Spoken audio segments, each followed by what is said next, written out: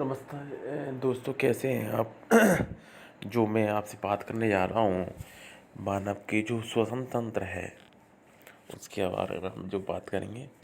फिर बात करेंगे कि श्वसन तंत्र के तात्पर्य है मानव पर्यावरण के मध्य ऑक्सीजन और कार्बन डाई के जो अंतर्ग्रहण और विनिमय है जो करता है उससे है। फेफड़े श्वसन तंत्र के प्रमुख अंग हैं। ये हमारे सांस लेते समय गैसों के जो विनिमय है वो संपन्न करते हैं। गैसों के विनिमय में सहायक श्वसन तंत्र के दूसरा अंग नास का जो मार्ग है ये भी है, ग्रसनी है, स्वर तंत्र है, ट्रैकिया है, ब्रोकाई है और ब्रोकियोल्स है। फेफड़े ये जो आदि हैं ये गैसों के विनिमय में सहायक जो स्वतंत्र श्वसन के जो अंग हैं, तंत्र हैं वो हैं। अब नाक का जो मार्ग है इसकी हम बात करते हैं। नाक का मार्ग नाक से वायु के प्रभाव के लिए रास्ता है। इसकी भीतरी गुहा म्यूकस परत की जो स्थित होती है ना। और म्यूकस में असंख्य संख्या में कोश का सदृश छोटे जो बाल होते हैं जो रेत के कणों, जीवाणु और अन्य सूक्ष्म जंतु को शरीर में प्रवेश करने से रोकते हैं। मुगल शरीर में प्रवेश करने वाली वायु को नम बनाकर उसे शरीर के तापमान के अनुकूल बनाते हैं। तो मुकस जो होते हैं ये जो नास का जो मार्ग है वहाँ होते हैं और विभिन्न प्रकार के कणों, जीवाणु और अन्य सूक्ष्म जंतुओं को ये रोकते हैं और जो शरीर का जो तापमान है उसको भी ये संतुलन बनाए रखते हैं उसका भी। मांसन और जो ग्रसनी है ये क्या होती है?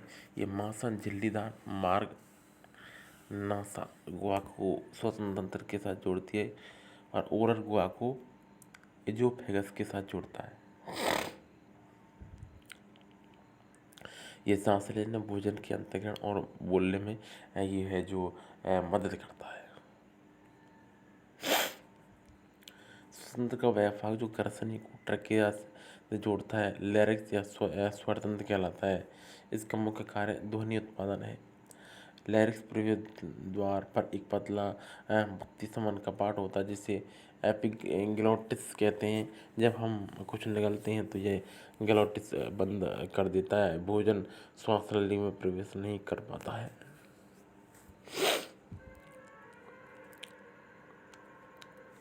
यह बक्ष गुहा में प्रवेश करती है जो ट्रोंकी बाएं और बाएं में प्रवेश करती है।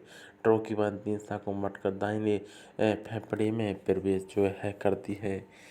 बाएं ट्रोंकी सिर्फ 2 शाखाओं में विभाजित होकर बाएं फेफड़े में जो है प्रवेश करती है। फेफड़ा में ढांचा स्पंज के आकार का है और इसका जो रंग है वो लाल होता है। बक्ष गुहा में 2 फेफड़े होते हैं, एक दाएं होता है एक बाएं होता है। प्रत्येक फेफड़ा एक झिल्ली से घिरा होता है जिसे हम लुरुल झिल्ली कहते हैं।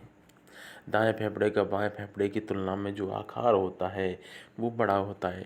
श्वसन की जो प्रक्रिया है उसको 4 भागों में बांटा गया है। बाह्य श्वसन, गैसों का परिवहन, आंतरिक श्वसन और कोशिकीय जो श्वसन है वो। बाह्य श्वसन को 2 भागों में जो बांटा गया है वो है श्वासोच्छ्वास और गैसों का विनिमय। वायु को अंदर लेने और फेफड़ों द्वारा इसे बाहर निकालने की जो प्रक्रिया है उस श्वासोच्छ्वास कहते हैं। इस अवस्था में वायु वातावरण में वायुपथ द्वारा फेफड़ों में प्रवेश करती है जिससे बक्ष गुहा का जो आयतन है वो बढ़ जाता है। फेफड़ों में एक निम्न दाब के केंद्र का निर्माण होता है। वायु वातावरण में प्रवेश करती है। हवा का ये जो प्रवाह है तब तक बना रहता है जब तक वायु का दाब शरीर के भीतर और बाहर बराबर ना हो जाए। इस प्रक्रिया में वायु फेफड़ों से बाहर आती है। गैसों की विनिमय फेफड़ों के अंदर होता है। गैसों के विनिमय प्रवणता संकेंद्रिय के आधार पर साधारण विसरण माध्यम से जो पूर्ण होता है। ऑक्सीजन और कार्बन डाइऑक्साइड में विनिमय उनके आंशिक दबाव में अंतर के जो कारण होता है। गैसों का जो परिवहन है ऑक्सीजन के फेफड़ों से कोशिका के परिवहन और कार्बन डाइऑक्साइड का फेफड़ों से गैसों का जो परिवहन कहते हैं। गैसों का जो परिवहन है वो रक्त के जो माध्यम है उसके माध्यम से होता है। कार्बन डाइऑक्साइड प्लाज्मा के साथ खुलकर कार्बनिक अम्ल बनाती है। इस रूप में 7% कार्बन डाइऑक्साइड का परिवहन होता है। कार्बन डाइऑक्साइड की 70% भाग परिवहन इस रूप में होता है। रक्त में उपस्थित पोटेशियम सोडियम के साथ घुलकर पोटेशियम बाइकार्बोनेट और सोडियम बाइकार्बोनेट बनाती है।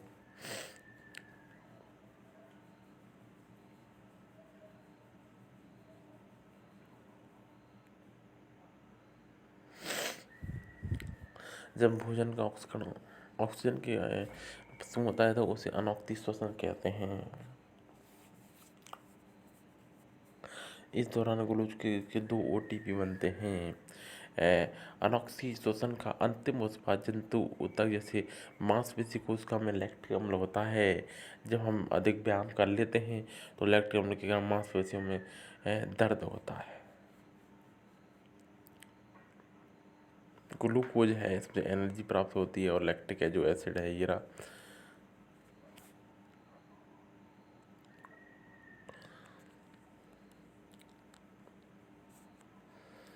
और जो ऑक्सीश्वसन है, जब भोजन का ऑक्सीजन की उपस्थिति में होता है, इसे ऑक्सीश्वसन कहते हैं। ठीक है।